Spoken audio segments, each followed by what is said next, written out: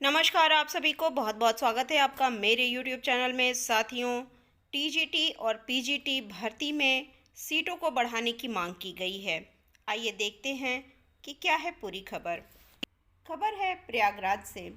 प्रतियोगी परीक्षाओं में छात्रों ने टीजीटी और पीजीटी भर्ती 2022 में पदों की संख्या को बढ़ाए जाने की मांग की है।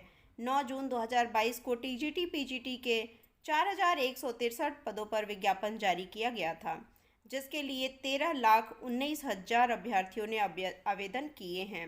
प्रतियोगिता छात्र शीतला प्रसाद ओझा का कहना है कि प्रदेश की माध्यमिक शिक्षा मंत्री ने सदन में बयान दिया था कि अशासकीय माध्यमिक विद्यालयों में टीजीटी पीजीटी में तकरीबन 25,000 पद खाली हैं।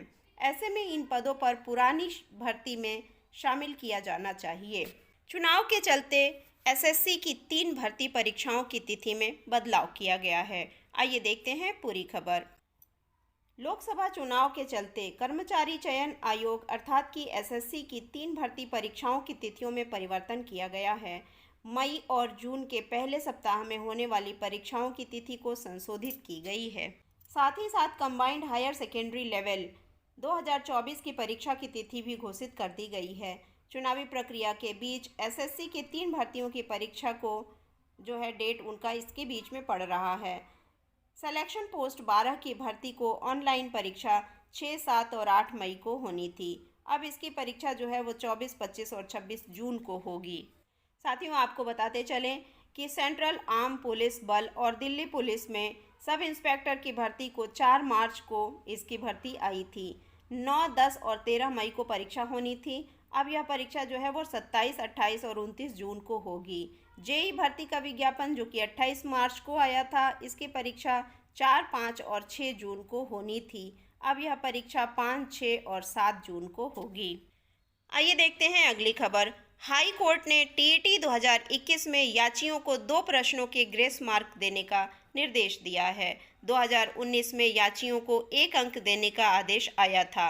न्यायमूर्ति पीयूष अग्रवाल ने यह आदेश दिया है। इलाहाबाद हाई कोर्ट ने यूपी टीईटी 2021 के 2 गलत प्रश्नों के एवज में अभ्यर्थियों को 2 ग्रेस मार्क देने का आदेश दिया है। 2019 के 2 प्रश्नों के लिए याचियों को 1-1 अंक दे करके नए सिरे से परिणाम घोषित करने का निर्देश दिया गया है।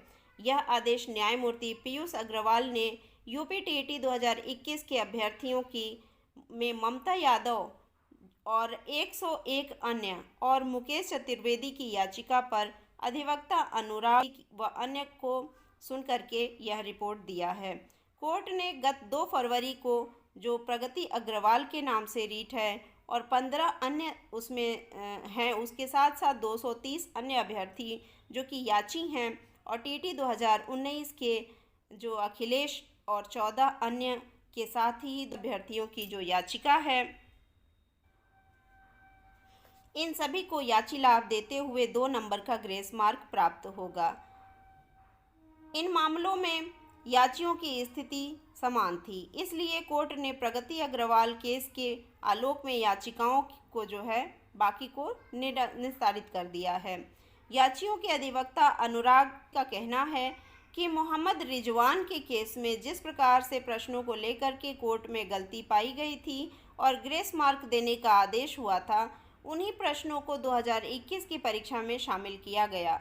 इसीलिए याची भी वैसी ही राहत जो है पाने के अधिकारी हैं। सरकार की ओर से बताया गया कि प्रश्न विशेषज्ञ यह तय करते हैं कि कौन सा प्रश्न जो है वह एग्ज़ाम में दिया जाना है, जबकि कोर्ट जो है वो विशेषज्ञ नहीं है।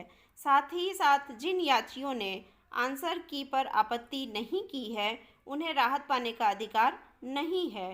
पिछली परीक्षा के गलत प्रश्न इस परीक्षा में दोबारा दिए गए हैं। सरकार की ओर से इसको स्वीकार किया गया है और जो प्रश्न पिछली परीक्षा में क्रमांक 16 और 131 पर थे, वही 2021 की परीक्षा में 8 और 141 क्रमांक पर हैं।